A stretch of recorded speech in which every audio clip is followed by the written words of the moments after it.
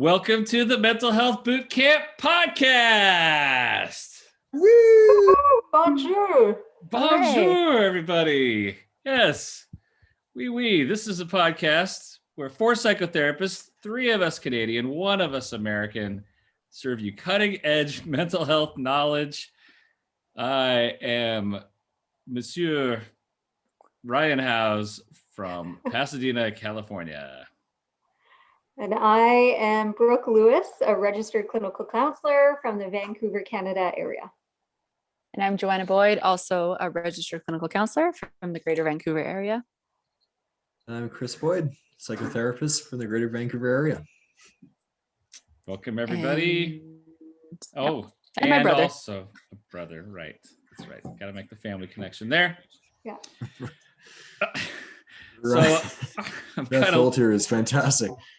I was horsing around with the Zoom filter, and I've kind of got myself in a French getup with a beret and a goatee and lipstick. So And some eyebrows. And some eyebrows. I'm not quite sure how to turn it off, so we might have to do our podcast this way. That's okay. Oh gosh. So ridiculous. So before we get started, somebody had brought this up to me, American Canadian difference. I know that there's a lot of how we pronounce words differently, and I didn't know this one. So I'm going to post a word in the chat. It'll pop up for your Zooms. Mm-hmm. And then Joanna, can you pronounce the word for me? Can you Sure. say the word out loud? And then Ryan, can you say how you would say it after? Okay, it's fine. I don't want to overthink this. Foyer. Foyer as well. Oh, Yes. really? Yeah. Yeah. Somebody else was like, no, Americans call it a foyer. I've heard that a lot, but I lean foyer. Oh, Yeah, he is French today, so. That is true. I was like, it's actually quite fitting that you were wearing the beret. It was, yes. That's interesting. Yeah. No. Well, there we are. That was it. Yeah. That's all I got. Certainly. I've heard people say foyer before, but foyer. it just never really quite I was like, what? strikes correctly for What me. is that? A foyer? I think it was actually in a show, and they had mentioned the foyer. I was like, what? What's that? What's happening there? What is that? Is it a French word? The foyer? Yeah. I'm not I sure. don't know either. So I need Yes. to report back on something, and that is a discount code for our mental health bootcamp program. Oh, good job, yes. Chris. Thanks for Totally remembering. forgot about that. So we have 2 active codes right now. One is for 10% off. Hooray 2018. Forget that one, because I got one better for you. 20% off. All one word, time for growth. Time So for 20% growth. off, time for growth. All lowercase, I Does it think matter? it doesn't matter when you put it in there. It's all but it's all like one word. uppercase, I think. But Okay. so on the sign up page, there's a spot there for a code, and that's where you put it in. So Great. to all our listeners out there, give the program a go. And Wonderful. I'm not sure if anyone knows this, but there's a clause. If you do it for 5 days and decide it's not for you, which is totally okay, we'll give you a discount. Wait, Or a not discount or a discount, refund? refund. Refund, God. sorry. I was like, The refund, they were staring at me. I'm like, just the Yeah. silence. We're all like, I think he got it wrong, but he normally doesn't get it wrong. What's happening? I'll give you a It's refund. Thursday. Okay, so what's the code again? Just so people who are grabbing a pencil to write it down. Time for growth. No spaces is 20% off. The word Woohoo. for, not the number for, right? Yes. Yeah. The word for. Got it. Time for growth. All right. 20% off. That's a great deal. That's great. good job for remembering. I It know. Totally I- didn't. Boop. Dude, Gone. spaced out. Yeah. I remembered about 7 minutes ago. I texted Sergey, and luckily he was on the ball. Oh, good old Sergey Sergey. is our IT guy, for those who don't know Sergey, and he's a gem. We should just have Sergey on for a chat one day, just to have Sergey on for a chat. Man. Oh, man. He could tell us some stories.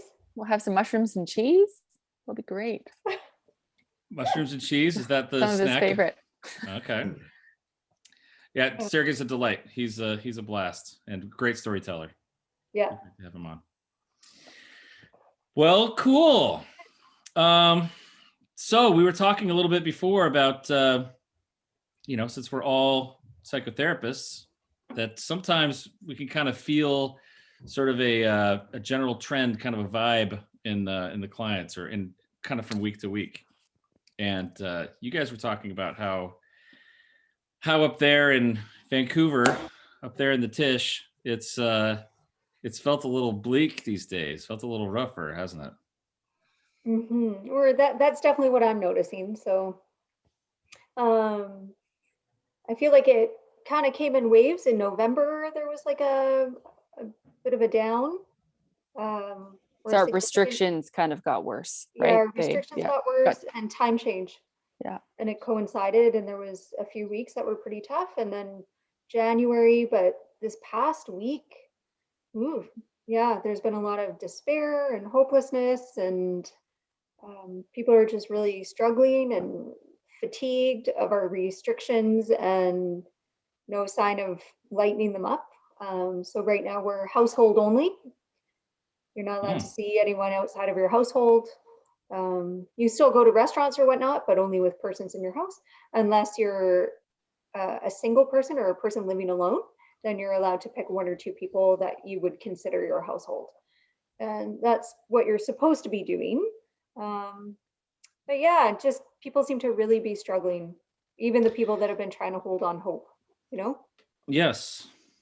Oh, I'm sorry to hear that. I know that it's been the vaccine rollout's been a little difficult up there, hasn't it?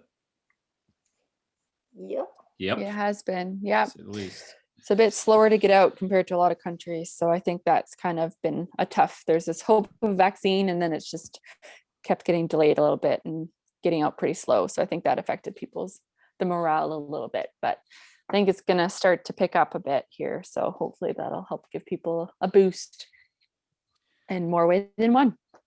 Are people generally pretty compliant with the regulations or the guidelines up there, or do people kind of rebel, or how does that work for you guys?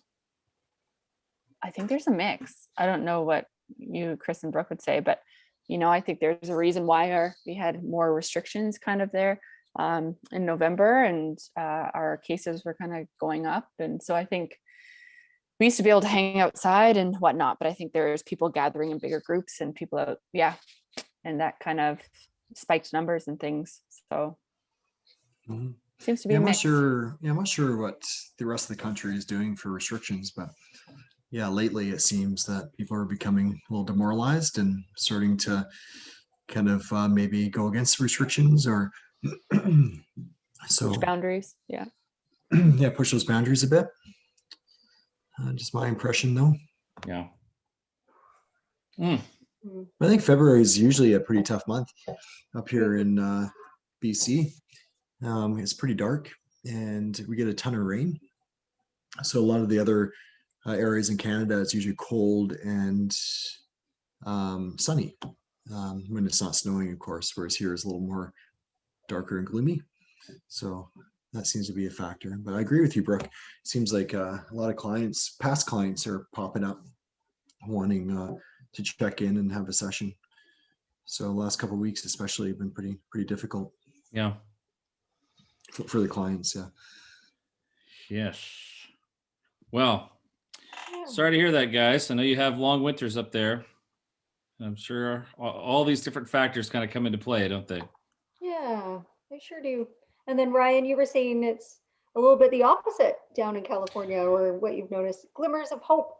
I have seen some glimmers of hope from some people. Our restrictions are going the other way. They're starting to open up a few more things here. Some dining options are opening up, and there's talk about schools opening up again. So I've just kind of the general buzz around has been a little more optimism, a little more hope. We've also had sunny days the last couple of weeks. I think that lifts people's spirits a bit, and as the days start to get a little longer, that also makes a difference. So yeah, a lot of different factors involved there, but Hope some of that can be sent north soon. We'll take it. You'll take it. Ship it up. Express post. There we go. Faster than a text message. We'll get it up there. All right. Well, speaking of text messages, someone is going to ambush this podcast with a question or comment or something that will be the topic of the evening. So tonight, I believe it's Brooke. Is it? Yes, Sure is. you silly goose, it is. Yes. Hello, Turkey. Yes, Turkey, it's you. So Brooke knows what the topic is. The three of us do not know. We have to kind of act fast to know what how we're gonna respond, which is kind of like in a therapy session. We never know what's gonna happen. So, all right, if you're ready, Brooke. I am. I'm going to send it down to you. Send Ready? it south. Yes. And I hit the button. All right. Oh. Okay. Ooh. Shouldn't be a surprise. I love those Actually- initial reactions. Until so Ooh. much. Oh, okay. All right. Great. Or the not so that was my trickier last one. ones. It was Yeah, that loud. was Brooke's last one. Oh, Okay. Okay. This has to, except there's a word here I don't understand. So we're going to have to talk through that. So it's self-destructive behavior. There's like a U in that word. I don't know that word. Self-destructive behavior. I'm sorry. It's just the Canadian spelling. Self-destructive Who's the behavior. turkey now? Yes, exactly. What is it? Why do people do it? What can you do to reduce it? Self-destructive behaviors Oh man. is the topic of the evening. Let's dive in, everybody. Can we first have a bit of a definition of what would be considered self-destructive behavior? Because I feel like there could be a wide variety of things. Mm-hmm. It certainly could. I think it's a pretty wide net that It is. that is cast here. So what do you guys think? Well, they're the obvious. We'll start with the obvious stuff, right? If someone is doing themselves some kind of obvious physical harm, like cutting or burning is another, or punching themselves, or excessive drug or alcohol use would be considered self-destructive behavior. Sometimes eating disorders kind of get put in there at times. Yes, sure. That's somewhat self-destructive. Would you call risk, like high risk behaviors, I was just also going to ask that. Yeah, I wondered. also self-destructive? Some people maybe will act out sexually, and have a bunch of random sexual partners, which may or may not actually cause them physical harm, but it has the potential. Or just things like, driving way too fast down the road, something like that. Mm-hmm. mm-hmm. Yeah, like anything that causes potential harm, I guess, or actual harm, would probably be considered self-destructive, I guess. Okay. Well, and then there's got to be another piece to this, right? Like firefighters are often in harm's way or putting themselves in harm's way, but we wouldn't call them self-destructive, right? Yeah, that's true. Exactly. So there's got to be a volitional piece to this, a part where it's like I have an intent to put myself at risk or actually do myself some harm Mm-hmm. for some reason, and that's Mhm. that's where it gets interesting too. It's like, well, why are you doing that? Mm-hmm. But I also think on the other flip side, some people find themselves turning to self-destructive behaviors, and it might get to a point where it might not feel so like a choice every time. It might become a habit, or it might be a hard habit to get out of. So I think that has to be considered as well. If you get into certain eating habits, or if you might self-harm in terms of cutting or something in some way, you might just depend on that a bit, or that could be a variety of things. But Yeah, it almost becomes compulsive or ritualistic in some way. sometimes paired with dissociation, not always. Okay. You Well, cut we out a gotta- little there. So dissociation, or did that? Sometimes paired yeah. with it a little bit, sometimes. All right, we got to unpack some of those terms because that's some juicy stuff there. Ritualistic. You mean that there's an actual like a time of day or a method, a process that someone would go through? Yeah, absolutely. So without it becoming like a trigger warning, I feel like this episode might actually need to have a trigger warning. I think so, a little bit, yeah. For people, but so I won't go into details, specific details of rituals, but yeah, often potentially similar rooms or objects, or if it's drugs or alcohol, the same drug or the same type of alcohol. If it's self-harming behavior, it might be the same item used. Yeah, it might be for body oriented, the same area of the body. And so it becomes a ritualized behavior. I see. Okay. So I guess we got kind of a definition going here where we're talking about self-destructive or self-destructive behavior being any acts that someone performs that either puts themselves at high risk or actually does cause physical harm to a person. And there's like an intent there. There's someone wants, on some level, they're wanting that to happen. They're causing that to happen. Injury to self. Injury to self. It may be habituated. It may be kind of on autopilot, but at least at some point there was a choice being made, perhaps. How about things that are not physical? Like, a lot of times people will beat themselves up, Hold on just one sec. Sorry. Got some noise going on here. Let's discuss among yourselves. Okay. Oh, that's right. Yeah, I think there's one of Ryan's kids there, I think was knocking on his attention. I was looking around. I thought it was one of my dogs scratching. Yeah. Like, and then it like thuds when they scratch their tummy, it thuds the ground. I was like, what is happening to Panda right now? Why is she in distress? Yeah. Yeah. So what was he saying? I think he was about to. I think he was talking about maybe non-physical stuff. Oh yeah. No, I don't know. We'll have to wait. One question that popped into my mind is why? Why do people engage in self-destructive behaviors? Yeah. So typically people are engaging in these behaviors for like a variety of reasons.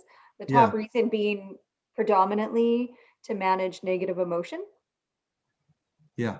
But some of the other popular reasons are like, we're talking about reasons why people self-insure, because we forgot what your question was before you left. Okay. Is everything okay there, Ryan? Yeah, everything's fine. Everything's fine. One of my kids was hanging up a poster in the other room and knocking on the wall. Oh, The mysterious thumping noise. Well, I think it's been solved. All good. It was really funny. Yes. Yeah, so reasons people engage in self-destructive behavior. Top reason is managing negative emotion, but there are other reasons people do that. So common ones sometimes are self-punishment, or honestly, numbness is a really popular one, feeling numb, and so just wanting to feel something. And then the physical pain triages, or it gets that nervous system back on, right? So we're talking a polyvagal system, which is part of our nervous system. If it goes in a dorsal vagal shutdown, we experience disconnection and numbness. And these are fancy words, but essentially your nervous system goes through nervousness and then it doesn't get what it wants. So it just kind of shuts down or retreats. And you can feel disconnected and numb, and often injury to self, people feel that it helps that. I see. Okay. Yes. So there's a stimulation that happens. It either, you're saying it kind of if it's something that's intending like a punishment, a self-punishment. That's like, this is my penance. This is what I deserve. I deserve this pain, right? Other people are trying to stimulate to try to feel something, like you said, or maybe not. They feel like something's off, or they're feeling numb, and so they want to feel something, even if it's pain. It's better than nothing. Yeah. And other people, it's extreme emotion, whatever that, like heightened anxiety or anger or something. And then this is more geared towards like self-injurious behavior towards the self. Then that behavior they feel in that moment reduces those emotions. So why would it reduce that? Is it just the release of chemicals or natural endorphins, or what would be going on there? Well, it's also like your body's going to triage. So it centralizes that pain a bit. Maybe. Yeah, it centralizes the pain, and then now we have a physical injury that the brain has to focus on. So it's going to shut down the anxiety and the worry of whatever the heck, the fight with your boyfriend or girlfriend or your parent, or your upcoming school stress, or worrying about if what you said earlier made you sound funny, or feelings of embarrassment or shame or guilt, like all those thoughts. If there's self-injury, then the brain has to pay attention to that injury. When you're saying the body has to triage, are you saying that like your body will respond with some sort of a soothing or a healing sort of mechanism that is applied to both physical and emotional pain then? No. Okay. I'm saying it's going to triage where it has to put the focus. So Okay. if you're in a state of heightened anxiety, and then there's an injury that happens, whether you've done that to yourself or if you were actually experienced an injury, your brain's not, and it's not going to be worrying about the fight that you had with whatever that stress was. It's going to focus all of its effort on healing the body or that injury and making sure that you stay alive, right? Okay, so it's truly, yes, a triage, like a medical triage, where we need to go with the most serious injury or illness first. And so we're going to focus our energy on this physical pain and kind of push the emotional pain aside for now. Yeah. But that's very short-lived. And then whatever was the issue in the first place isn't getting dealt with. So then that resurfaces, and you're just kind of cutting off this emotional processing. So that emotion ends up getting bigger, and then we're just in a hot mess. Yes. Yes. The question that I was stumbling through before I was interrupted by a poster in the other room was, can self-destructive behavior also include things that are not physical, including just making bad choices or self-talk, negative self-talk, really calling yourself a bunch of names, calling yourself a loser, that sort of thing, or like putting yourself, going ahead and dating this person that is going to be horrible for you. Could that be self-destructive behavior too? Maybe. I feel like those are two different things. Yeah, I do too. I think, like when I think of someone dealing with negative self-talk, I don't know, I've never talked about it as self-destructive behavior. Like it is obviously causing them. It's difficult, but I don't think I put it in that same category. Yeah. It's also not a behavior, like at the sheer essence of it. It's a thought. Yeah. Like if you look at traditional CBT, there's often a situation, an automatic thought, and there's a sensation, a feeling, then there's a behavior, right? So yeah, it could start off as an automatic thought or a negative thought, and can be associated with a bunch of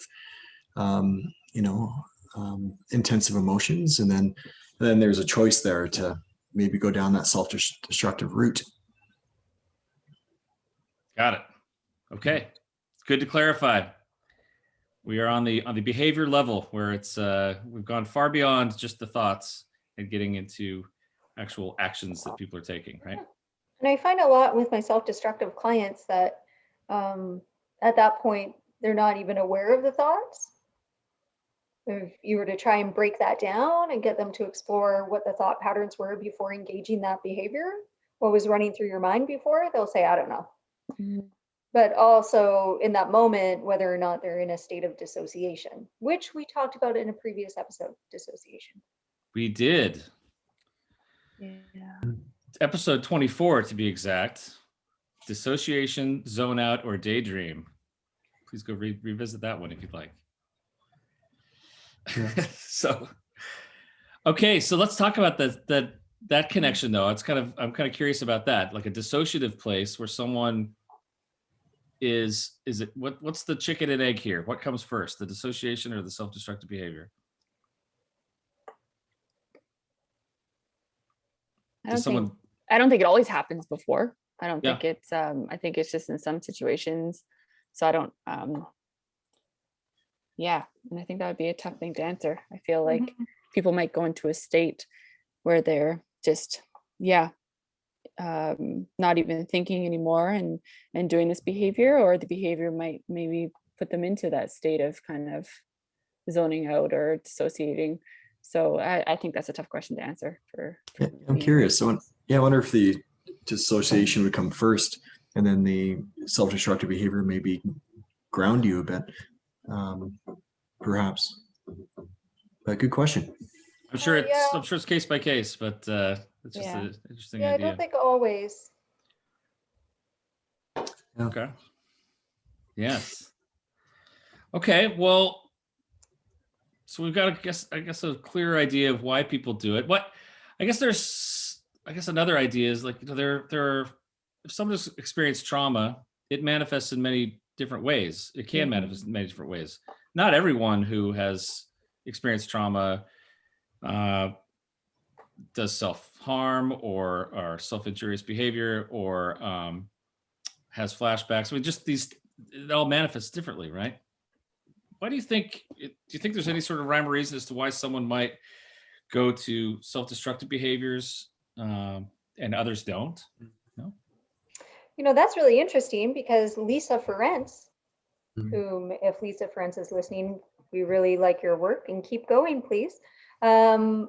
She talks about metacognition, the metacommunication of the behavior, not metacognition, metacommunication. So looking at, is the behavior itself in some ways reenacting the narrative of the trauma? Can you give an example? Okay, so this is trigger warning.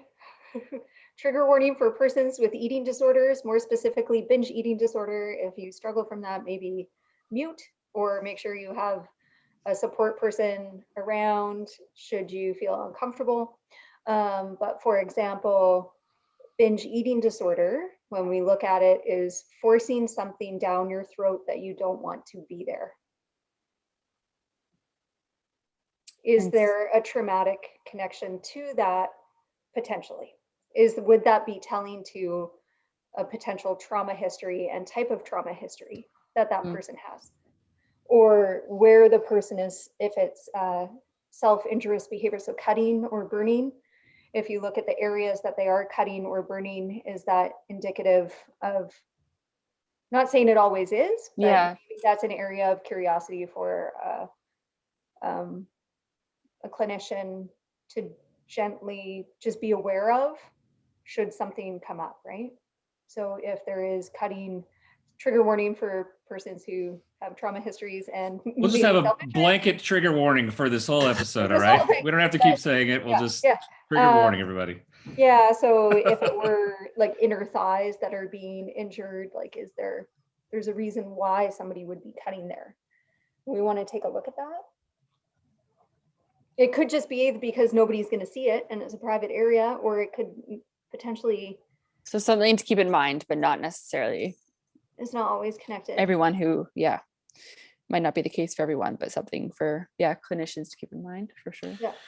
Yeah. Sure. Someone who's experienced physical trauma as a child, some developmental stage, and they're under distress as an adult, and it just makes sense. There's kind of a pairing there of, oh, this is painful. This reminds me of this physical trauma maybe I went through, and maybe I can find relief through that or something, right? Yeah. Very subconscious, right? Mm-hmm. I have a client I saw a while ago, and he experienced some really intensive abuse, sexual abuse actually, as a child, and really internalized it and felt that he was worthless, and somehow he had caused this to happen.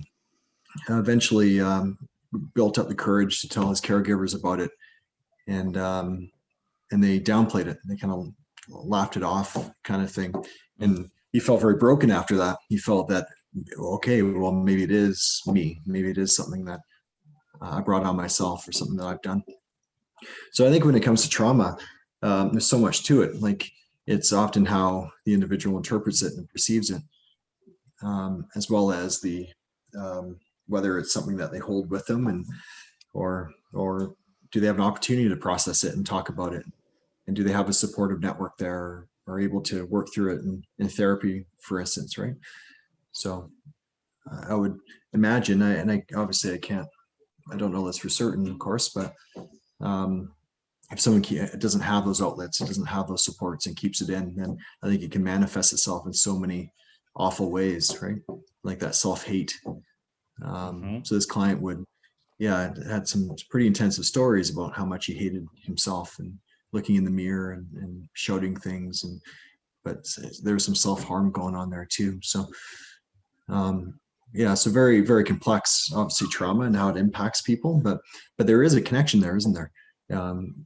For some people who are engaging in self-destructive behavior, sometimes there's trauma that stems back in their history. I think and I think also there are some situations too, and I find with some young people with different pressures and such, like there could be some eating habits that start that way, and also, some trends out there, kind of, if some kids are having hard times, they might be like, oh, I hear so and so is doing this to get through stuff, and they might try stuff, and then might create this kind of go-to way of copycat thing. Yeah, or a way of coping, or, oh, I want to try that for myself, and then that's something they do. So I just wonder that there's different reasons why people might go into these behaviors. I'm kind of curious though, like, in some circumstances, does the individual see it as self-destructive, or do they see it as something that's helpful for them? Because on the outside looking in, you say that seems like self-destructive behavior, but for themselves, they say, well, there's benefits to that. Well, let's like talk about so-and-so. Yeah. Well, we could talk about the whole idea of orthorexia, right? Which is kind of extreme consciousness about fitness, nutrition, all of that sort of thing that could be problematic. I guess that could count, couldn't it, Brooke, as a self-destructive behavior? Yeah, because ultimately it's injury to the self, right? If you're cutting out large groups, food groups, without a dietary or medical reason in doing so.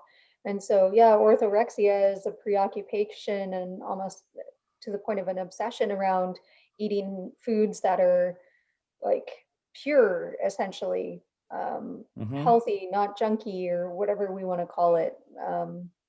But in doing that, your body might actually be missing out on things that it needs.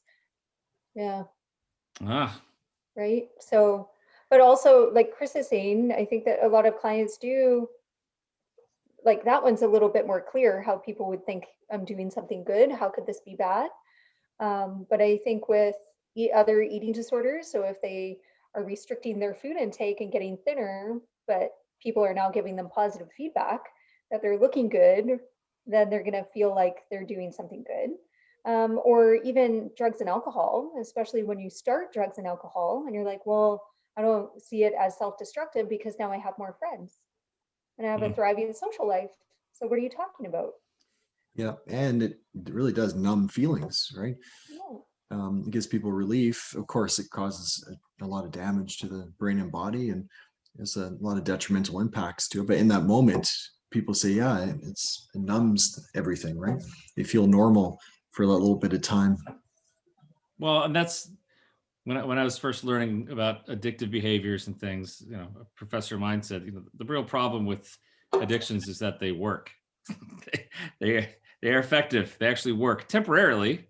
Yes, it will numb out the emotions, but the longer term impact can be, of course, very detrimental for many folks. So even in the case of extreme health consciousness, there could be some oversights. There could be some people overlooking some other areas of their life that maybe are being neglected, and not just nutritional, but maybe it's your life is so out of whack, out of balance, that you're spending 10 hours at the gym and you're not not working or spending time with friends or family, that sort of thing, right? Kind of that obsessional component to that one, right? Yeah. Where you become rigid and just kind of more obsessed with it must be done this way, and Yeah. I need to follow that rule. So if you go to a friend's birthday and you don't order anything from the restaurant and you refuse a piece of cake, we probably want to take a look at that. That's a normal social engagement to be in. So what's really going on there? Totally. Yeah. So shall we get to what can be done about it? What I think Curious. so. Yeah. Heavy topic. It is a heavy topic. When I wrote it out, I'm like, beep, beep, beep, beep, beep. This one's good. It is I guess heavy. I work with self-destructive behavior so often. So for me, I'm like, yep, this is my week. There you go. Yeah. I- And I Joe kind of- too, I think. Yeah, definitely shows up a lot in my clients. Yeah, heavy stuff though, for sure. So Okay, if Lisa Ferentz is out there and ready to ambush us, we're ready for her. Come on. She's late. Where I is she? invited her, but she had other plans this Ah, evening. too Plus, bad. I think she lives on the East Coast, right? So wouldn't it be like 1 a.m? Yeah, it'd be pretty late for her. You'll know Okay. it'll be a Lisa ambush if I'm like, hey guys, can we meet at 9 a.m? That's about right. So yes, so what are sort of some general treatment approaches that people take? I mean, whether in therapy or maybe for people who are listening and recognizing, oh wow, I guess I have some self-destructive behaviors of my own, and I'm not in therapy, but I'd like to do something about it. What might we be able to suggest, or we point them in the right direction? I think the stages of change kind of pop into my mind. So kind of meeting the client where they're at, because as we were just talking about, sometimes clients are kind of pre-contemplative in terms of seeing this as problematic. So your approach would be very different in that circumstance versus someone who really wants to stop these behaviors, right? So let's go back up here. Stages of change is it kind of a model of how we can determine where someone is in this in the process of wanting to change a behavior, right? From someone who's really resistant to it, like, nope, no problem here. I don't see what the big deal is. Leave me alone. On the one end of the spectrum, to I absolutely want to change this behavior now, right? At the other end of the spectrum. But most people fall somewhere in the middle there between kind of, I'm kind of thinking about it, but I don't really feel like I want to act on it yet. Or, I'm pretty convinced, but I'm not sure, maybe I'll start next week or week after. Or I'm looking into things. I'm researching options to change. Yeah, or I really would like to change, but I just don't know that I can, or I'm not sure that I have the support or the resources to do it. So there's a whole wide spectrum of this readiness to make that change. So Chris is talking about how that's maybe one place to start, is to see where is someone as far as their willingness and readiness to make some big changes to their behaviors, right, Chris? Yeah, no, for sure. So if the individual is pre-contemplative, and sometimes we see that, it might be a family member who's encouraging them to reach out for therapy or counseling. Sometimes exploring or gathering information, of course, and seeing how it is impacting their life, really trying to understand their perspective on it. Asking a lot of open-ended questions, right? So often pre-contemplative clients don't necessarily want to be lectured on these things, right? But a question I often ask is, if it's not an issue now, when will you know when it is an issue?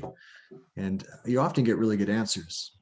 So, and you want to try to quantify that as much as you can.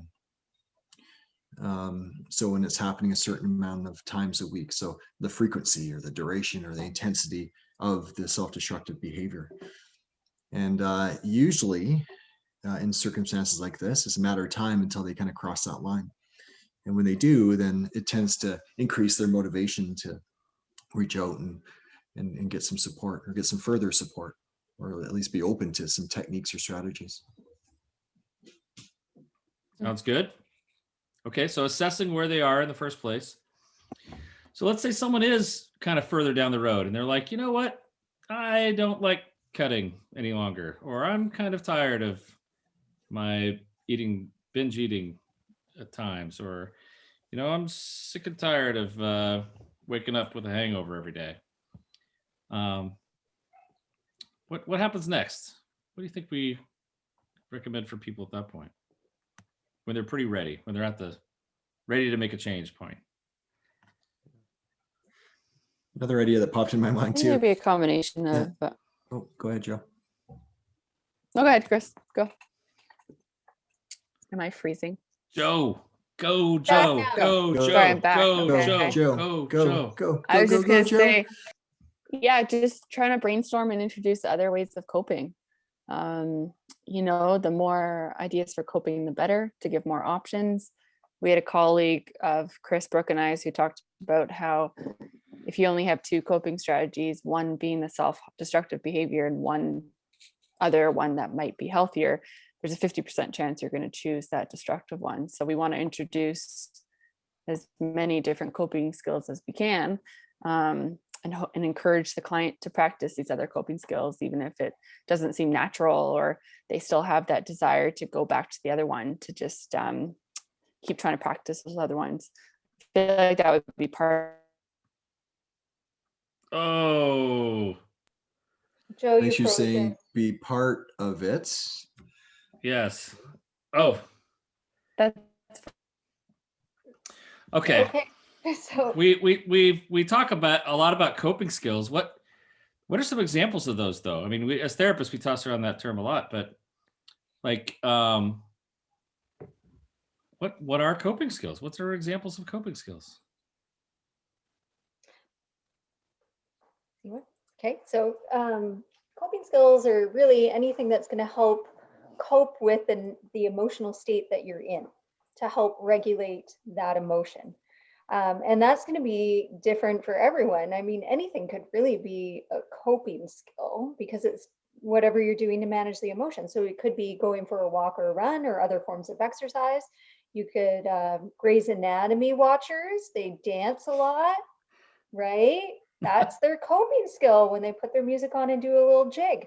Or you could do some art or reading or have a bath or jump rope or do a puzzle or play a game or wash the dishes or call a friend or journal. You could, I mean, we really want, there's so many different things. And so I think a part of doing the work is being open to trying those things and knowing that it's going to take a while. So my clients that engage in self-destructive behavior, we go through this and create like a little plan for them to do, which will take about half an hour. But and it sounds like a long time, but when I ask, well, how long is it from start to finish of your behavior? And they're like, I don't know, an hour or more. I'm like, yeah. So we're actually saving time by trying other things for half an hour, right? It's just the risk of, is it going to work or not? Okay. Yeah. All right. Great definition examples of coping there, Brooke. And really, I think maybe someone who's interested in this could spend some time thinking about, well, what are the things that I've used to cope? What are healthy ways for me to cope? Am I a walker? Am I a dancer? Am I a journaler? Whatever those things might be, and then make those things as available as possible, right? I think you also have to befriend your feelings.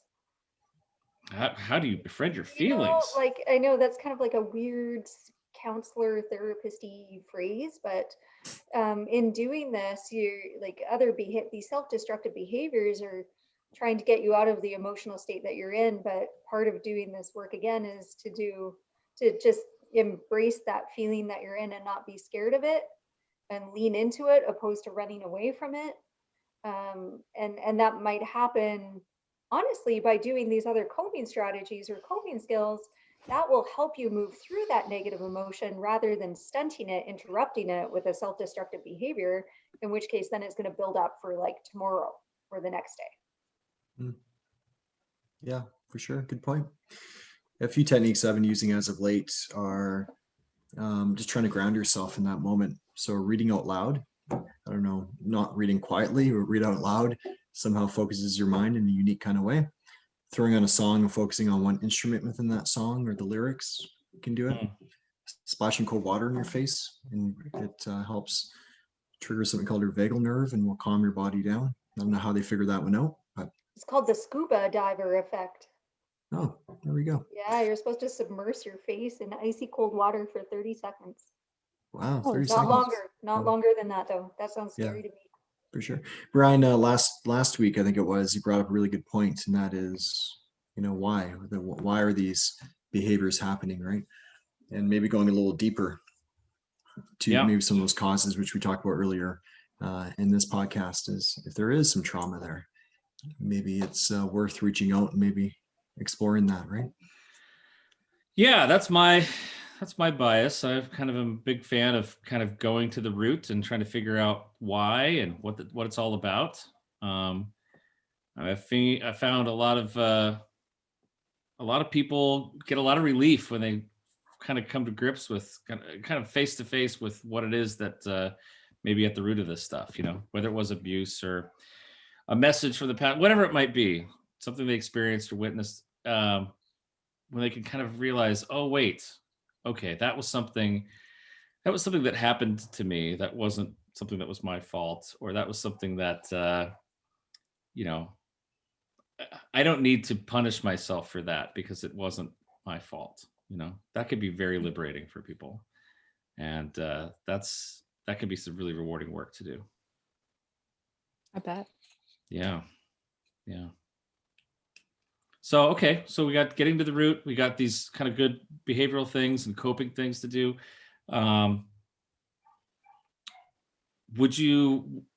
We've talked a lot about kind of pro-social behavior, that sort of thing. What about, a lot of times when you think of the self-destructive behaviors, I think of people kind of turning inward and kind of turning, kind of pulling away and then doing this stuff that might be harmful for themselves. People aren't usually cutting in public, right? They're usually definitely pulled away. So I think And of the secretive. Often these behaviors are very secretive. Yes. A lot of the cutting can be, people are concealing it with clothes or that sort of thing too, right? So I just think that the power of connecting with people is so crucial with issues like this, right? As far as part of the coping mechanisms people might have, that really trying to resist that urge to isolate and pull away and actually try to reach out for help instead of kind of going to your own devices here might be a pretty big part of the solution, wouldn't it? Yeah, I would think so. Big time. Yeah, for sure. Social relational beings. Mm-hmm. Yeah. So how do you reach out? Let's say you're in that spot, and you're like, gosh, I really just want to kind of hurt myself. I really feel like being self-destructive. Just reach out and say, hey, I just need someone to talk to. You say, hey, I'm hurting right now. What was? I'm having a tough day. Mhm. Are you available? You can share how much you want or not share however much you want, right? That's for you. If it's a really hard one, if you have someone that knows that you're struggling, like of your self-destructive behavior and they're in your corner, but maybe you don't know how to bring it up. Sometimes I suggest a code word or a code phrase, Sure. Even easier with icons these days. So you can send whatever your danger icon or I need a friend icon. And that person will just know. There's also the crisis line. There is a crisis hotline for sure. I feel the need to bring up one other point here, which is that there's the whole field of study, and you guys are probably much more familiar with this than me, which is the non-suicidal self-injury, right? So we're talking about self-destructive behaviors. We're not talking about suicidality here. And a lot of people, I know, and I've heard for a lot of people who, non-therapists and some therapists as well are concerned about, well, if someone is hurting themselves, does that mean that they are suicidal? And then we have to take kind of the more extreme measures and maybe, go for hospitalization, that sort of thing, where the truth is that a lot of people who are doing self-destructive behaviors are not suicidal at all. This is more about the reasons we were talking about earlier, about just wanting to feel something, or kind of the self-punishment. It's risky, but it's not necessarily suicidal. So Mhm. I think we should talk about that for at least a second here, because I think there are many people who don't reach out for help because they're afraid of how it might be perceived by the caregiver or the other person, right? Mhm. Sure. So how do you guys talk about that with your clients, or help them navigate that sort of struggle? Yes, I may be doing some superficial cutting, but that doesn't mean I'm suicidal. That sort of thing. That comes up for me, yeah, in regards to more the cutting, especially with teenagers, or kids, in terms of helping the caregiver understand, well, doing a risk assessment, or at least exploring why they're doing that self-destructive behavior, right? Making sure if there is a bigger risk or not. But also just exploring their purpose for doing that, or what it's doing for them. But it's also educating the caregivers that, yeah, it is scary to hear that your child is self-harming, but it doesn't mean they necessarily want to die, right? They might be cutting to cope, or for some other reason not to take their own life. So I think it's good to, once you know that from a client, to educate and be like, this is something to just be mindful of, but this is what they're depending on. Our aim is to kind of introduce more coping, but right now this is what the purpose is. And I know it's scary, but let's find a way of creating communication and not shaming the individual and making them feel like they regretted telling you this and things like that. Mm-hmm. Okay. One thought. That's a great thought. And again, I think it's just important to reiterate to people that therapists, especially therapists who work with this, but therapists in general, will know that not all self-destructive behavior is suicidal. Mhm. And that there's a distinction there, and that we're trained to assess for suicidality, and that's a whole different it's a different protocol that that we would follow. Brooke, there you must have some exceptions? thoughts. Yeah, I was just saying, are there some exceptions there, and where there might be some intentionality, or there might be a connection there? Well, one of the things that we're trained to do, and I don't want to turn this into a legal and ethical discussion, Yeah. but it's but we're trained to assess for suicidality, which means, does a person have an intent? Do they wish to be dead? Is that something they Yeah. want? Do they have a plan that that goes along with that? What's the plan to actually kill themselves, and what and do they have the means to do it? And then all along the way, you're assessing how severe all of these are, and what the risk is, right? And if someone is at a place where they are sincerely wanting to do that, and they have the means and they have the plan, then we have to take action to protect them and to take care of them. Mhm. And again, I don't want to turn this into a suicidality talk. We can do that another time, but I just think it's important, because if we're talking about someone with self-destructive behaviors reaching out for help to other people, I think they need to feel safe enough to know that that's not going to result in some overreaction and hospitalization or something like that, right? Mhm. Yeah, I'm glad that you're differentiating. Yeah, I just think it's important to do. Mhm.